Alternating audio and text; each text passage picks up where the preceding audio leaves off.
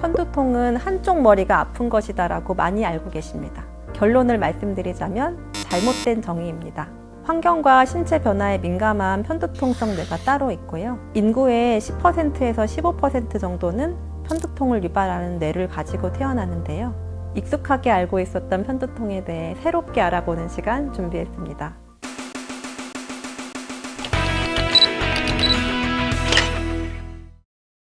안녕하세요. 서울대학교 병원 신경과 교수 이미지입니다.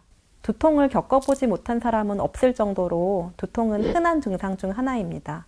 다양한 질병의 증상으로 동반되기도 하지만 특별한 원인 없이도 발생할 때가 많습니다.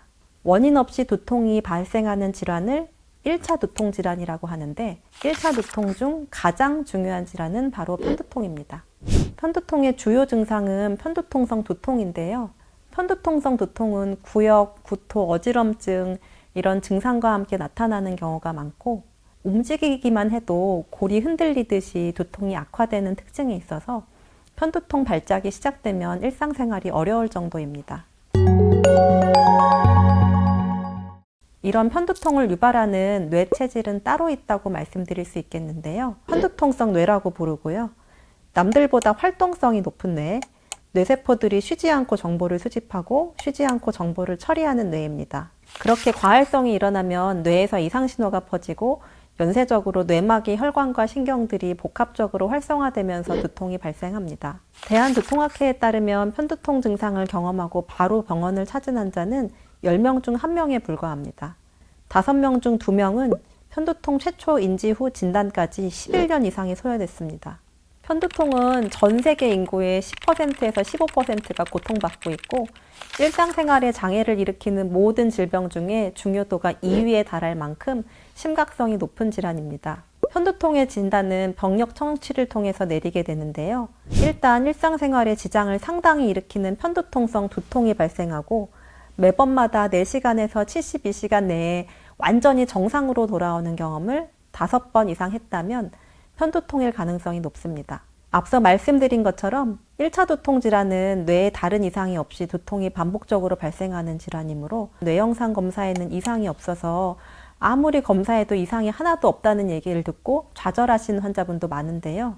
신경과 전문의의 진료를 통해 퀄리티 높은 병력 청취를 시행한다면 진단은 사실 어렵지 않습니다. 편두통이 시작되기 전 나타나는 전구 증상과 조짐을 잘 살펴야 하는데요.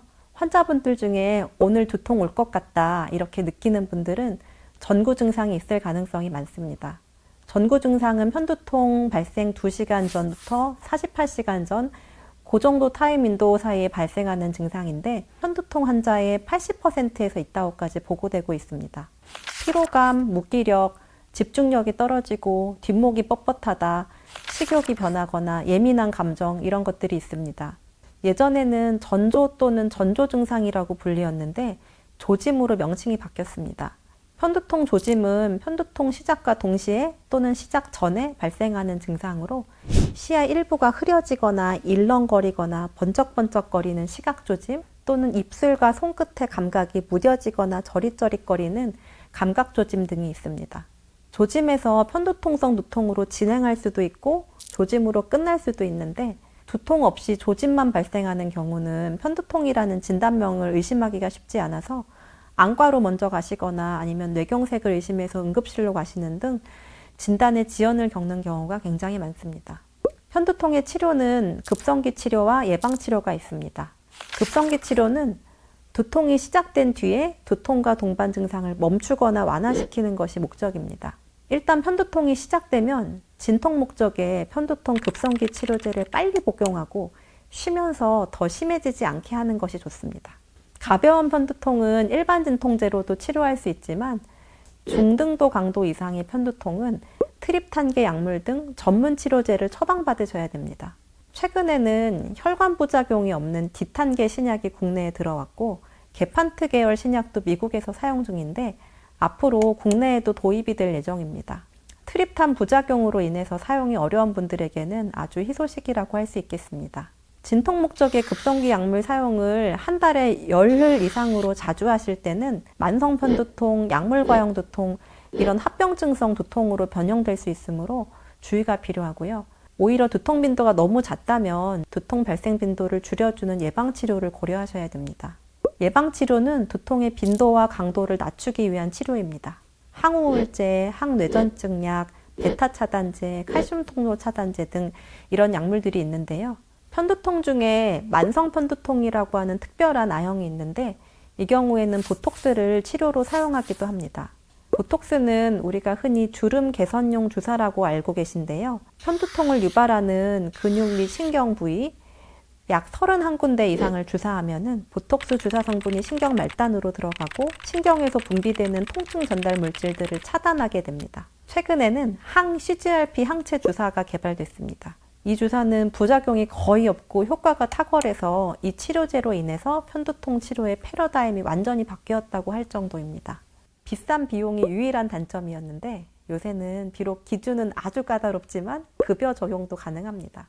약물 치료 외에도 편두통을 예방하기 위한 생활 습관으로는 수면 시간, 기상 시간, 식사 시간, 운동 이런 것들이 규칙적인 시간에 이루어지고 좋은 밸런스를 유지하는 것이 중요합니다. 또 충분하지만 너무 과도하지 않은 수면, 알코올, 스트레스 관리가 중요합니다. 또 카페인, 강한 시각 자극 등 뇌의 과활성을 유발하는 상황들은 피하셔야 됩니다. 나의 편두통 유발인자가 무엇인지 알고 그것을 피한다면 편두통성 두통을 상당히 예방할 수 있습니다. 편두통성 뇌를 타고난 것은 사실 질병이라기보다는 생존과 성취에 유리한 일종의 체질입니다. 다만 편두통으로 인한 두통이 너무 자주 발생해서 일상생활을 괴롭힌다면 그것은 두통 질환, 즉 병입니다. 편두통에 대해 정확한 진단 없이 그냥 참지 마시고 정확한 진단과 치료를 적극적으로 받으시기를 당부드립니다. 지금까지 서울대학교 병원 신경과 이미지 교수였습니다. 감사합니다.